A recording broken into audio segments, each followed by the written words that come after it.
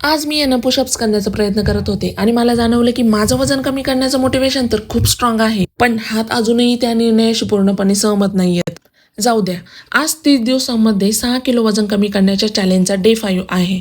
सकाळी 4:30ला उठले, पाणी पिऊन वॉकला गेले.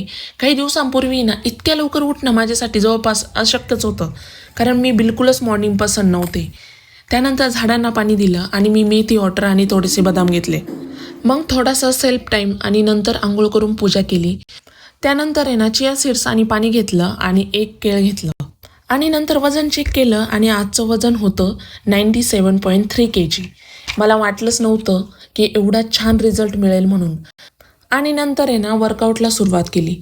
वर्कआउट सध्या मी आहे ना जमेल तेवढाच करते आहे, कारण एवढं वजन घेऊन वर्कआउट करून हातपाय मोडून घ्यायची मला बिलकुलच इच्छा नाही आहे. असो, त्यानंतर प्रोटीन घेतलं, थोडीशी बाकीची कामं आवरली आणि स्वयंपाक केला. आज मी शेपू आणि सोया बुर्जी बनवली होती.